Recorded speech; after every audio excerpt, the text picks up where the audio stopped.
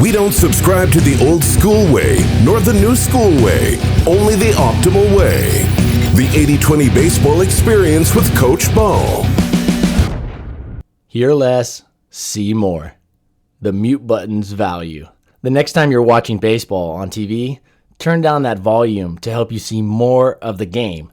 With the volume muted, you'll see some things that you would have otherwise missed. When your ears aren't being told what to look for, your eyes will notice many interesting details of the game. The television commentators are paid good money to narrate the game, and most of them are very enjoyable to listen to.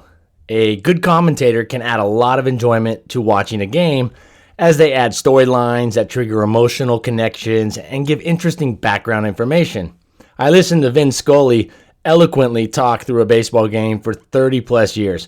He was amazing at storytelling, and he had just the right words for the big moments.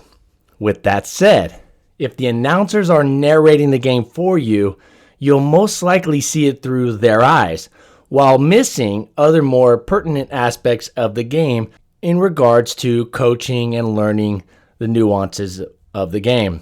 Regardless of how well announcers do their jobs, it is a good mental exercise to see the game through your eyes. While the announcers can give you interesting backstories while filling you in on off-the-screen action, like when the ladies run on the field to give Cody Bellinger a big smooch between pitches, they leave out a lot of useful game details, and it's not their fault. They can only discuss one thing at a time, but there's a lot of little details going on when you're watching a game closely. Details can help players and coaches elevate their own game. So with that said, I highly recommend watching at least some baseball with the TV's volume muted. See for yourself. I'm making a firm promise to you that you'll see and learn things you would have probably missed had you been following along with the announcer's version of the game. Instead of focusing on the announcer say things like Mike Trout's OPS with runners in scoring position, you'll instead notice that Trout puts his right foot on the back line of the batter's box every at-bat. Knowing Trout's OPS won't help as much as knowing what he specifically does to be so great. Keep in mind, when you are playing or coaching at your next game, there won't be a play-by-play dialogue taking place in your ear. Everything will be observed through your eyes. So why not give it a try at home? Watching solo. There may be some obstacles to muting the TV, other than finding the remote. For instance, it may be hard to silence the TV with others in the room. I like to do it, but I'll watch a game with my wife and it drives her crazy. She wants to hear the announcer. She likes the backstories. But as a coach and as a former player, I wanted to also watch games from time to time and see the little details through my eyes, through my lens, and pick up things that were interesting as far as techniques and skills and strategies that aren't getting talked about through the announcer's dialogue. In any case, muting the game with family and friends in the room, watching the game with you, that may be hard to negotiate. But the next time you get the chance to watch the game on your terms, hit that mute button. And when that opportunity does come, avoid getting on your phone unless you're putting on some background music, and preferably when it comes to music, instrumentals or something that's not going to take your thoughts away from paying attention to that game. Beats and balls. The best way to maximize what you see could be to put those upbeat instrumentals on in the background, that music on in the background, and then sit back for a few innings and closely observe the game. Now, if you like peace and quiet, then just do it in quiet. And it's actually very enjoyable from time to time with all the noise in our lives that's going on.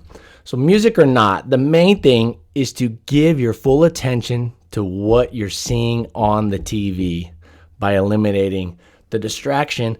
And you're not eliminating an announcer because they're of poor quality or they don't have interesting things to say. Of course they have interesting things to say, and I know some announcers are better than others. In some regions they're better, for some teams they're better, for some channels they're better. That's understandable.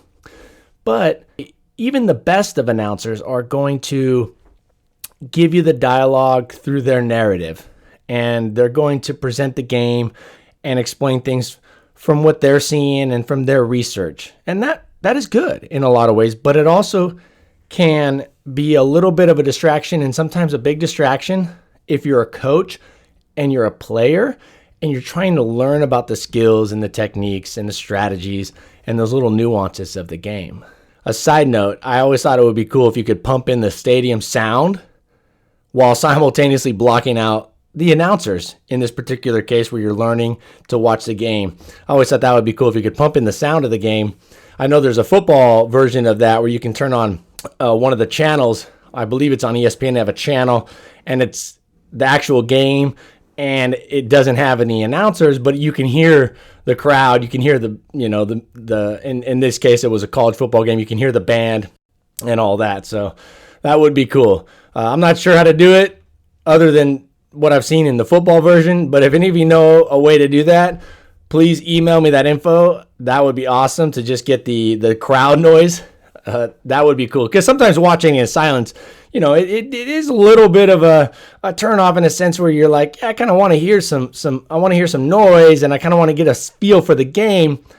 But trust me on this, when you turn off that volume, or should I say when you mute the announcers from time to time, I promise you're going to see things that you most likely would have missed otherwise. And if it's a player or a coach watching, it can do you a lot of good to watch closely, and you'll see things that you would not have seen because now your visual sense is the one that's really being used, and you turn off and turn out that audio sense that you're listening, and you don't have to expend any energy on that, and so you can completely just focus with your eyes on what's going on, and you're going to see things that you would have otherwise missed. And in my particular history of doing this, in my background on doing this, I've picked up some extremely, extremely useful strategies and skills and techniques that these guys are doing that, don't always get talked about during the game with the announcers. All right, you guys, go ahead and try this. I'm telling you, you're really gonna find this working for you. And also, if it's the off season, you can go find a game on YouTube or online. You can find an old game and you can watch it and try it right now. So when you're done with this, maybe you go try that or later today and see it. Try it for 15 minutes. Try it for 10 minutes and see if you're picking up stuff that you normally wouldn't have, or if you saw something that you might not have seen before, and see if it can help you as a player or as a coach. Now, if you're a general fan, you're probably not reading, the articles on 80/20 baseball. You're probably not listening to this episode. This is probably anybody listening is going to be a coach or a player. I mean, if you're a casual fan, then, turn the volume up and listen to the announcers. But for coaches and players, it can be very useful to sit there without getting somebody else to give you their point of view on the game, and you're going to see things that you would have otherwise missed. That can be very helpful. Thank you for your time. This has been Coach Bo. Take care.